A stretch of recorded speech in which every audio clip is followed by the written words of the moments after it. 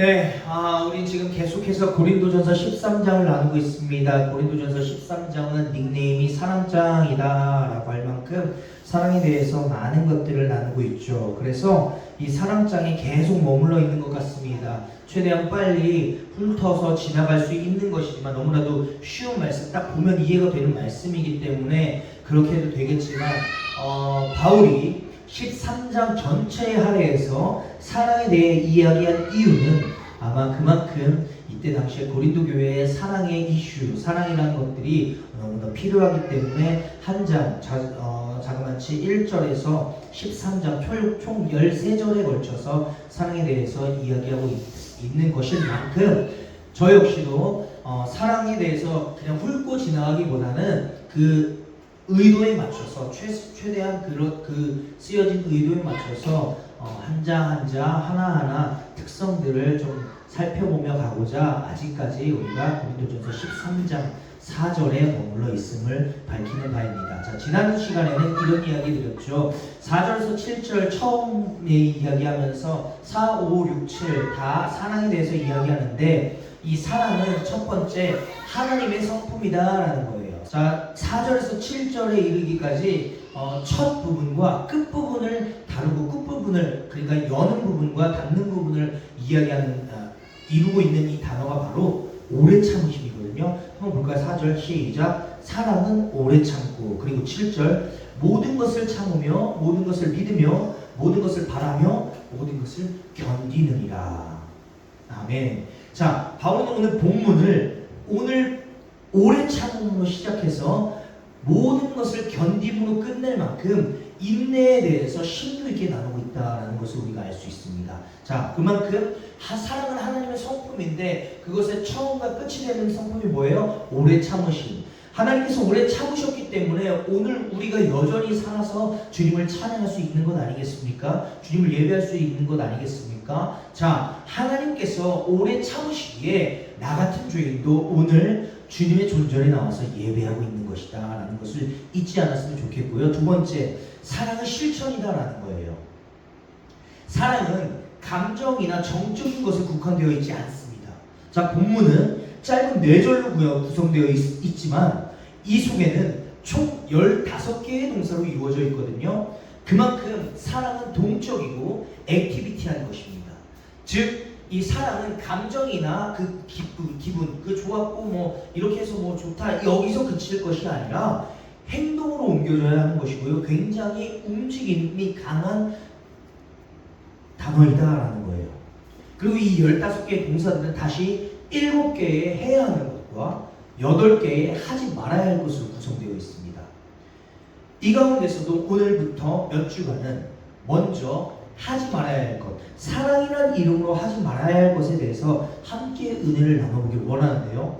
총 15개에 구성되어져 있는 이 사랑장, 특히 오늘 본문 말씀이 속해 있는 4절, 5절, 6절, 7절에 15개의 동사로 구성되어 있는 이 사랑, 그 가운데 바울이 사랑이라는 이름으로 하지 말아야 할 것으로 명시된 것을 하나하나 나눠보길 원합니다. 사랑이라는 이름으로 하지 말아야 할 것, 첫 번째, 사랑은 시기하지 않습니다. 4절입니다. 사랑은 오래 참고 사랑은 온유하며 그 다음 뭐래요? 시기하지 아니하며. 아멘. 시기는 질투죠. 시기와 질투는 어디서 나와요? 비교와 경쟁에서 나옵니다. 자, 오늘날 우리 한국 사회, 한국 사회만 그런지 모르겠지만 세계 전체가 그런지 모르겠지만 특별히 한국 사회는 끊임없이 비교합니다. 나의 모습과 남의 모습, 남의 자녀와 나의 자녀, 나의 남편과 남의 남편, 나의 아내와 남의 아내, 그리고 나의 학력과 남의 학력, 내가 가진 재산과 남이 가진 재산, 그 모든 것들을 끊임없이 비교합니다. 학교 성적에 따라서, 직장 성과에 따라서, 집 평수에 따라서, 아이 대학에 따라서, 나의 재산 유무에 따라서 모든 것들을 비교하는 데 앞섭니다. 하다못해 가족에서도 그것은 마찬가지입니다. 첫째가 둘째보다 뭐가 낫네, 둘째가 첫째보다 뭐가 낫네, 아빠가 아내보다 뭐가 낫네, 아빠가 엄마보다 뭐가 낫네, 엄마가 아빠보다 뭐가 낫네, 엄마랑 아빠 중에 누가 더 좋아, 뭐 이런 수도 없는 비교 가운데 우리는 놓여져 있어요. 남의 배우자는 이런데 내 배우자는 그렇지 않다, 남의 자녀는 저런데 내 자녀는 그렇지 않다는 등등 다들 너무나도 서로가 비교하게 바쁘더라라는 거죠. 그러니까 마음이 시들시들해지고 행복은 더더욱 멀리 보여지는 것 같고 내게 주어진 삶에 온전히 기뻐할 수 없게 되더라.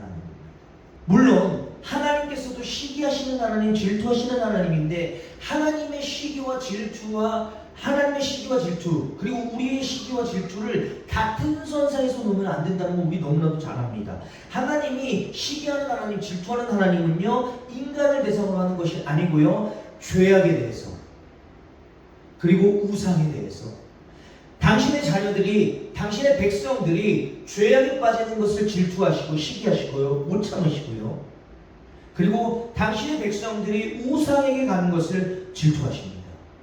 당신의 백성들이 하나님보다 더 우선시하는 것에 시기하고 질투하시는 겁니다. 자, 이것은 야 네가 나 좋아하고 내가 너 좋아하는 것에 거기에 국한된 것이 아니라 거룩과 연관이 되어 있는 시기와 질투고요. 오늘 우리가 가지고 있는 시기와 질투는 대상과 관련되어 있을 때 나오는 시기와 질투. 자, 사랑은 비교하지 않습니다. 사랑은요 시기하거나 질투하지 않습니다. 오히려 사랑은 함께 기뻐합니다. 교회 안에서 누군가가 은혜 받고 누군가가 축복을 받을 때 왜 나는 아니고 저 사람만 축복을 받고 저 사람만 축복하고 저 사람만 더 잘 되는 것 같지? 왜 쟤만 하나님께서 이뻐하시는 것 같지? 왜 쟤만 축복하시는 것 같지? 왜 목사님은 저 사람만 좋아하고 저 사람만 좋아하는 거 축복하는 것 같지? 내가 교회 산 게 얼만데 내가 하나님께 바친 게 얼만데 라며 그렇게 비교하지 않고 섭섭해하지 않아요. 사랑하는 행복누리 여러분 기억하십시오. 오늘 본문에서 이야기하는 시기하지 않는 사랑은요 함께 기뻐하는 겁니다. 함께 슬퍼하는 겁니다. 그래서 늘 감사하다. 당신이 잘 되기를 정말로 기도했고 정말로 바라왔는데 오늘 하나님께서 당신에게 축복을 주셨고 하나님께서 그 어려운 과정을 잘 이겨낼 수 있게 해주셨구나 라고 축복을 해주며 그 축복을 받으니 내가 다 기쁘다. 그 일 해결되니까 너무 감사하다. 우리 하나님 너무 멋있으시고 우리 하나님 정말로 살아계시네 라며 함께 기뻐하고 함께 기뻐해야만 물론이요 함께 아파하고 또 함께 슬퍼하는 것 공동체와 함께 그 아픔과 슬픔의 고통을 나눠지는 것 그것이 오늘 본문이 말하는 시기하지 않는 사랑의 모습 아닐까요? 그런 성숙한 신앙을 소유하는 귀한 믿음의 사람들이 되시길 주님의 이름으로 축복드립니다. 첫 번째, 사랑이라는 이름으로 하지 말아야 할 것. 사랑은 시기하지 않습니다. 질투하지 않습니다. 두 번째, 사랑이라는 이름으로 하지 말아야 할 것. 사랑은 자랑하지 않습니다. 자, 4절 다시 한번 읽어볼게요. 사랑은 오래 참고 사랑은 온유하며 시기하지 아니하며 그 다음 뭐래요? 사랑은 자랑하지 아니하며 아멘. 사랑은 자랑하지 않습니다. 여기서 자랑하다라는 것은 원어로 과장하다라는 뜻을 가지고 있는 원어거든요. 자, 그리고 이 단어는 성경에 보면 많이 여기저기 자랑하다라는 말이 쓰여 있지만 과장하다라는 뜻을 가진 이 자랑하다라는 것은 이 단어는 성경에서 오늘 본문에만 딱 한 차례 사용된 희귀한 동사입니다. 바울은 이미 고린도전서 1장에 십자가의 도가 멸망하는 자들에게는 미련한 것이요 하나님의 이름으로 서는 우리에게는 하나님의 능력이 되는 것이다 라는 것을 선포하며 자랑에 대해서 이미 이렇게 부정적으로 판단한 바 있습니다. 고린도전서 1장 29절 이는 아무 육체도 하나님 앞에서 자랑하지 못하게 하려 하심이라. 아멘. 그리고 고린도전서 1장 31절 기록된 바 자랑하는 자는 주 안에서 자랑하라. 바울은 이미 고린도전서 1장을 통해서 그렇게 자랑하는 것에 대해서 부정적으로 판단한 바 있습니다. 그런데 당시 고린도 교회들은 자신들이 받은 은사들을 회중들 앞에 내세워서 자랑하고 과장하기 일쑤였어요. 타인들이 자신들의 은사를 칭찬해 주길 바랬던 것 같아요. 우와, 너 방언 받았구나. 이야, 멋지다.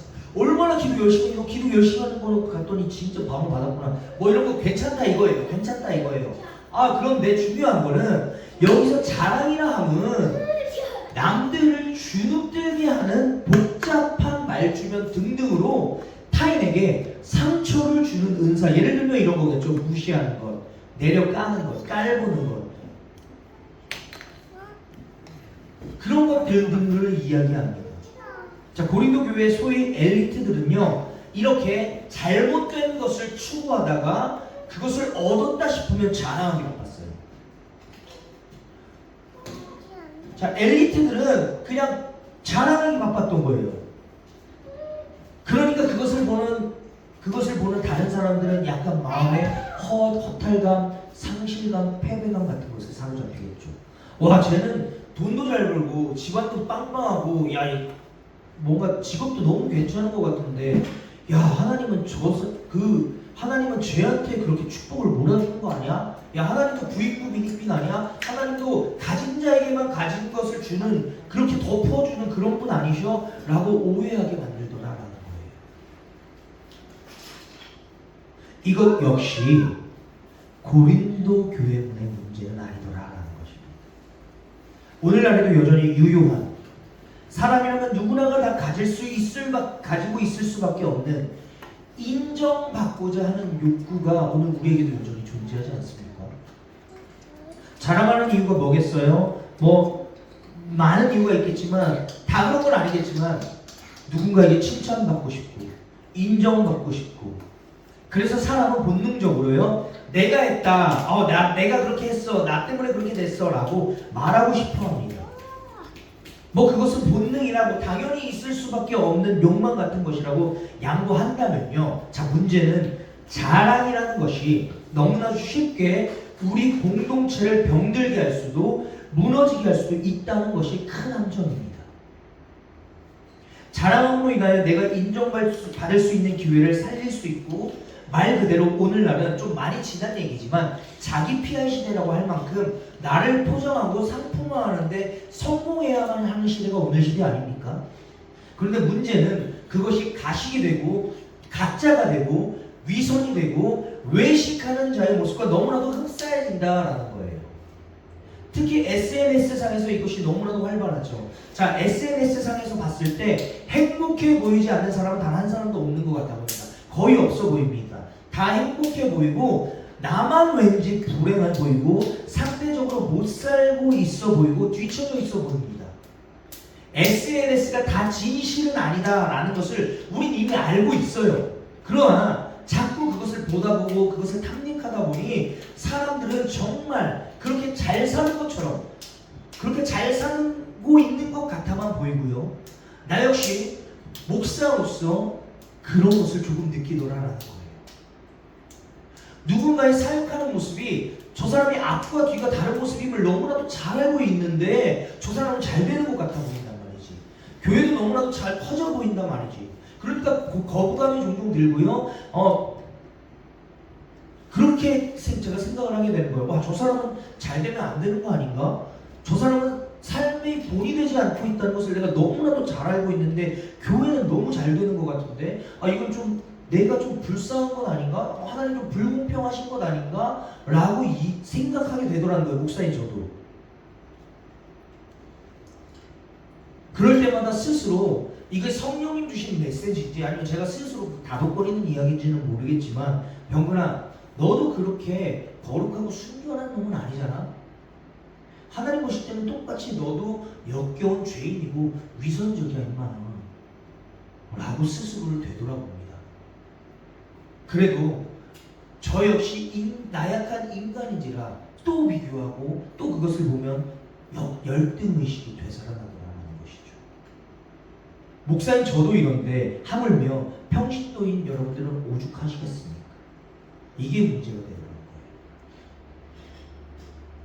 자랑을 하다 보니 내가 정말 그런 괜찮은 사람 같아 보이고, 자랑을 듣다 보니 나는 정말로 저 사람에 비해서 비참한 인생 같아 보이고, 자랑 때문에 교만하고 자랑 때문에 패배의식에 사로잡히게 되는 우리들을 발견하게 되더라라는 겁니다. 그러다 보니 저 사람은 리더가 깜냥이 안 돼 보이는데 리더를 하게 되네? 그러면 기가 차서 말이 안 나오게 되고, 그러다 보니 차라리 내가 리더가 되든지 아니면 또 다른 누군가를 리더로 세우며 그 사람보다 좀 잘난 것 같아 보이는 그 파를 만들며 분열을 일으키게 되고, 새로 생겨난 분파를 보니 또 누군가는 그 분파와 리더 역시 깜냥이 안 되는 것 같아 보이니까 다시 다른 분파가 생겨버리고, 이것들이 반복되다 보니 어떻게 돼요? 공동체가 무너지는 거예요. 공동체가 무너지다 보니 어떻게 돼요? 영혼이 실망하게 돼요. 오늘날 교회 떠난 사람들이 대다수가 그런 이야기 합니다. 목사님 때문에 실망했다. 아니면 교회 가도 똑같더라. 지 잘난 척하기 바쁘고 지 것들을 내세우기 바쁘고. 네, 공동체가 무너지는 거예요. 공동체 무너지는 것을 보고 있으니 영혼이 낙심하는 거예요. 자, 여기서 보여지는 연결점이 있죠. 사랑은 시기하지 아니하고 자랑하지 아니하며.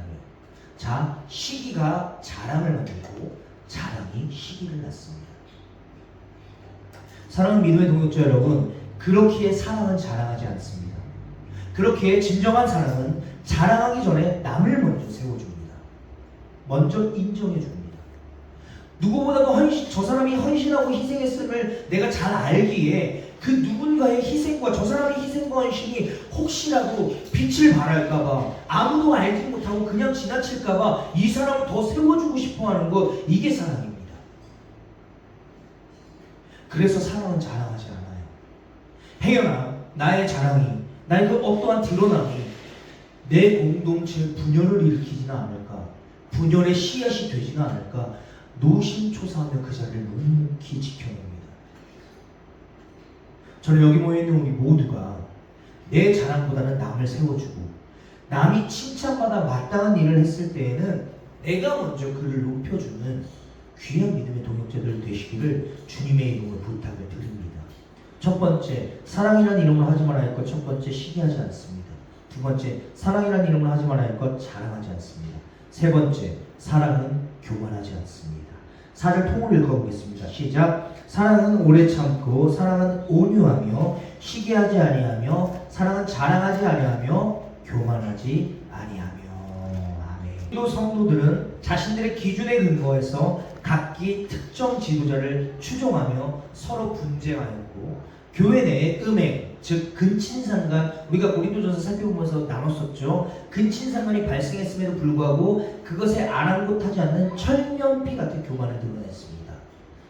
나아가 우상의 재물에 대해서도 자신들이 소유한, 소위 엘리트 집단들이 소유한 지식들을 앞세워 교만함으로써 자신뿐만 아니라 고린도 교회 내의 형제자매의 영적인 타락에도 혁혁한 공을 세웠습니다. 사랑은 시기하지 않고 자랑하지 않으며 교만하지 않는다. 바울의 이 이야기를 고린도 교회에 한 이유가 무엇일까요? 고린도 교회가 그렇게 살지 못했다라는 것이죠. 그래서 이것을 좀 더 이 4절을 직설적으로 이야기하면 이렇게 되겠죠. 고린도 교회 성도들아, 너희들이 서로 시기했고 질투했고 자랑했고, 니들 잘났다고 자랑했으며 결국엔 교만해서 다른 영혼들까지 우상의 재물에 노출되고 우상에게 영적인 음란을 행하기에는 할 정도로 너희가 교만했다는 거죠.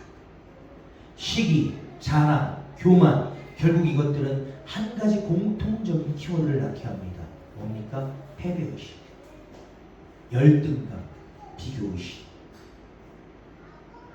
누군가를 이런 아픔에 놓이게 했다는 것이죠. 물론 패배의식, 열등감, 비교의식을 가지고 있는 내가 가지고 있으니까 누군가를 시기하게 되고 자랑하게 되며 교만으로 표출되는 것이기도 하고요. 그러다 보니 성령님께서 그 은사를 주신 이유를 망각하게 되고 교만하게 되어버리는 것입니다. 김선택 목사님이 이 부분을 좀 잘 설명해 뒀더라고요. 시기, 여기서 말하는 시기는 다른 사람과 비교하는 것, 내 아이를 다른 아이와 비교하고 내 배우자를 다른 사람의 배우자와 비교하는 것, 이것은 뇌수술 환자와 심장병 환자를 비교하는 것과 같다. 사람마다 가지고 있는 특성이 다르고 고쳐야 할 부분이 다른데 이것을 똑같이 생각하는 것은 무지하고 위험한 사고이다. 그렇게 사랑에서 가장 중요한 것은 그 사람을 그 자체로 인정해 주는 것이다. 그 사람을 그 사람으로 인정하고 나를 나로 인정하는 것. 자랑, 함께 좋아할 일이 있어 자랑하고 기뻐하는 것은 좋은 일. 그러나 대부분 상대방의 기분이나 감정은 생각하지 않고 자신의 자랑만 늘어놓는다. 우리가 영적으로 조금이라도 성숙한 사람이라면 자신이 하는 말이 어떤 영향력을 나타낼지 한 번 혹은 두 번 그리고 자주 생각하며 말을 할 필요가 있다. 교만, 상대방을 자신의 마음대로 할 수 있다고 생각하는 것. 최근 우리는 우리나라를 거의 망하게 할 뻔한 사람 중 다수가 교만했음을 보았다. 그들은 이 세상에서 어느 누구의 말도 듣지 않았고 자신의 생각대로 모든 것을 처리했다. 그러나 권력의 자리에서 쫓겨나게 되자 그들은 모두 죄인이 되었고 죄수복을 입고 손에 수갑을 차야 하는 사람이 되었다. 이처럼 우리가 힘을 가진다는 것은요, 어찌 보면 참 두려운 일입니다. 좋은 일을 갖기도 하지만 두려워해야 되는 일이고요. 또 권력을 가지고 있다라는 것은 하나님 앞에서 무서운 일이 될 수 있을 가능성도 농후하다라는 사실을 알아주셔야 돼요. 생각해 보십시오. 의사가 환자 위에 군림하는 것이 무슨 의미가 있겠습니까? 선생님이 학생 위에 군림한다고 한들 무슨 유익이 있겠습니까? 남자가 힘이 있다고 해서 여성 위에 군림하려고 할 때 오히려 그것은 무가치한 일이 되어버릴 수밖에 없는 것입니다. 오늘 사랑이라는 이름으로 하지 말아야 할 것 8개 중 3개. 시기하지 말며, 자랑하지 말며, 교만하지 말라. 이것을 언급하며 이렇게 말씀을 정리하고 싶습니다. 초점을 옮기십시오. 나의 시선을 옮기십시오. 예수님은 하늘 영광에 초점을 두지 아니하시고 하늘 영광 다 버리시고 가장 낮은 자리에 오셔서 인간의 발을 씻겨주셨고 십자가에 달리셨습니다. 이게 사랑이에요. 나의 시선과 초점이 인간에게 있을 때 보여지는 것은 나의 부족함, 나의 부족한 은사, 나의 단점, 내가 가지고 못하는 부와 명예, 혹은 남이 가지고 있는 은사, 남의 단점, 남의 시선, 남이 가지고 있는 부와 명예, 여기에만 내 초점이 머물겠지만 그 시선과 초점을 주님께 맞출 때 내가 가진 것에 감사가 나오게 되는 것입니다. 시기, 자랑, 교만, 그로 인해 생겨나는 패배의식, 열등감, 상실감, 허탈감 이런 것 등등은요, 내 시선이 땅의 것에 있을 때 생겨나는 거예요. 나의 시선과 초점을 주님께로 옮길 때 나를 가장 사랑하시고 가장 잘 아셔서 발을 씻기시고 친히 십자가를 향하여 걸어가신 예수님의 발자국이 보여지는 것입니다. 사랑하는 성도 여러분, 그리고 믿음의 동역자 여러분, 오늘 인간에게 맞춰져 있던 나의 초점을 옮기십시오. 오늘 우리를 구원하시고 여전히 사랑하시는 하나님께로 그 초점을 옮기십시오. 인간에게 초점이 있을 때는요, 나의 부족함, 나의 패배의 흔적이 보여지지만 그 시선을 하나님께로 옮기면 내가 죄인됨에도 불구하고, 죄인이었음에도 불구하고 여전히 나를 의인으로 여기시고 여전히 자녀로 부르시는 하나님의 사랑이 보여지는 것입니다. 뿐만 아니라 남이 가진 것이 아닌 우리 공동체가 보여지는 거예요. 우리 공동체 뭐예요? 나의 가정, 나의 교회가 보여지는 거예요. 모든 시선을 주님께 드릴 때 나뿐만 아니라 오늘 우리 가족에게 부어주신 하나님의 축복이 보여질 것이고요. 모든 초점을 하나님께로 옮겼을 때에 우리 가족뿐만 아니라 우리 교회를 사랑하시는 하나님의 일하심이 목격되어질 것이며, 모든 시선과 초점이 성령님과의 동행에 맞춰졌을 때 우리 교회뿐만 아니라 아직까지 오늘 이 땅에 하나님께서 교회를 세우시고 사역자를 세우시고 성도를 세우고 계시기에 여전히 이 나라와 민족이 굳건하고 축복받을 수 있는 것들이 가득 보여지는 하나님의 능력이 목격되어지고 해석되어지는 것입니다. 오늘 그 시선과 초점을 인간의 소유가 아닌, 땅의 것이 아닌, 인간의 그 어떠한 것이 아닌 하나님의 일하심, 하나님의 사랑, 여전히 사랑하시고 변함없이 일하시는, 여전히 나를 향해 있는 그 하나님께로 초점을 옮길 수 있는 귀한 믿음의 동역자들 되시기를 주님의 마음으로 부탁을 드립니다.